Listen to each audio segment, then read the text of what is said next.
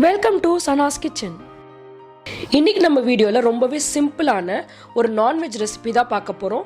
Mutton சுக்கா எப்படி செய்யலான்னு பார்க்கலாம் வாங்க.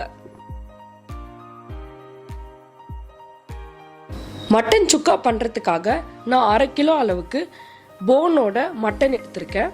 சுக்கா பண்ணுறதுக்கு ஒரு 1/2 மணி நேரம் முன்னாடி வந்துட்டு மட்டன் நல்லா வாஷ் பண்ணிவிட்டு அதில் இஞ்சி பூண்டு பேஸ்ட்டு, மிளகாய்த்தூள், மஞ்சள் தூள், கொஞ்சமாக சால்ட் இதெல்லாம் போட்டு நல்லா மட்டனோட கலந்து பெரட்டி வச்சுருங்க.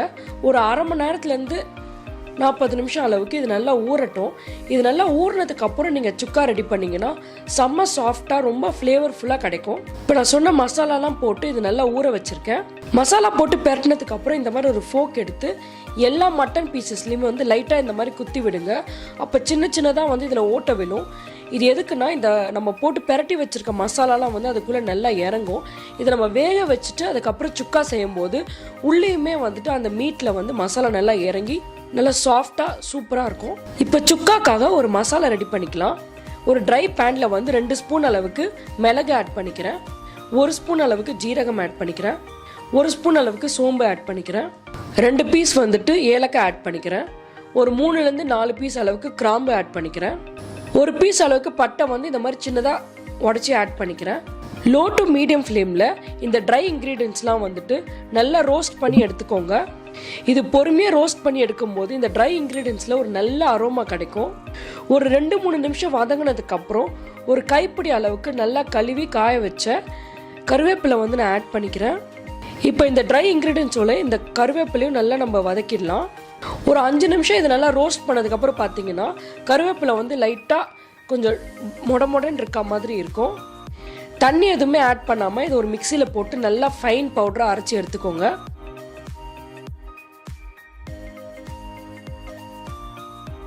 இப்போ இதை நான் அரைச்சி எடுத்துட்டேன். அடுத்து வந்து நம்ம மட்டன் வேக வச்சிடலாம். ஒரு குக்கர் வச்சிடுறேன். நம்ம ஊற வச்சிருக்க 1/2 கிலோ மட்டனை வந்து இந்த குக்கரில் நான் ஆட் பண்ணிக்கிறேன். இப்போ இது வேகிறதுக்கு வந்து நிறைய தண்ணி வேண்டாம். இந்த மட்டன் மூழ்கிற அளவுக்கு மட்டும் தண்ணி ஊற்றுங்க. வெந்ததுக்கு அப்புறம் மட்டன்ல இருந்து வேற கொஞ்சமாக தண்ணி வரும். ரொம்ப நிறைய ஆயிடுச்சுன்னா நமக்கு சுக்காக்கு அவ்வளோ தண்ணி தேவைப்படாது. தண்ணி ஊற்றுனதுக்கு அப்புறம் இதை ஒரு தடவை கலந்து விட்டுடலாம்.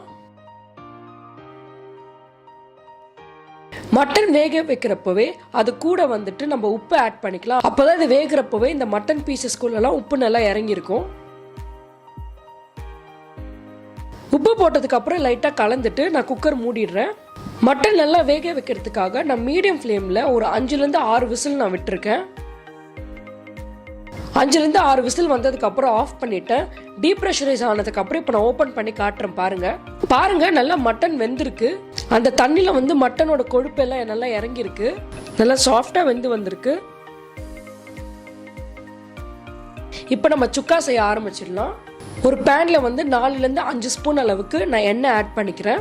எண்ணெய் நல்லா சூடானதுக்கு அப்புறம் 1/2 கிலோ மட்டனுக்கு 300 கிராம் அளவுக்கு வெங்காயம் வந்து இந்த மாதிரி நான் கட் பண்ணி ஆட் பண்ணிக்கிறேன். சின்ன வெங்காயம் இருந்தாலும் நீங்கள் கட் பண்ணி ஆட் பண்ணிக்கலாம். என்கிட்ட வந்து பெரிய வெங்காயம் தான் இருக்குது, அதனால அதை நான் இந்த மாதிரி ஸ்லைஸ் பண்ணி ஆட் பண்ணியிருக்கேன். வெங்காயம் வந்து ஒரு 2லேருந்து 3 நிமிஷம் அளவுக்கு வதங்கட்டும்.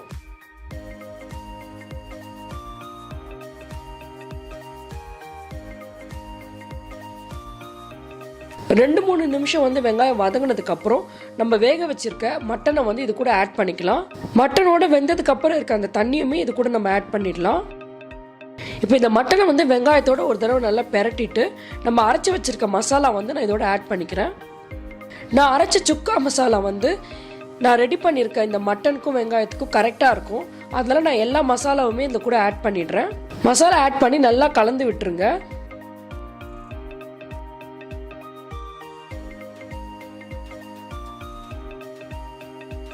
மட்டன் ஆல்ரெடி நல்லா வெந்துருச்சு. இப்போ நம்ம ஆட் பண்ணியிருக்க அந்த ட்ரை மசாலாலாம் வந்துட்டு இந்த மட்டனுக்குள்ளே நல்லா இறங்கணும். வெங்காயமும் இது கூட நல்லா சுருள வதங்கி வரணும். ஒரு 2-3 நிமிஷம் அளவுக்கு இது நல்லா மூடி போட்டு வேக வச்சிருங்க.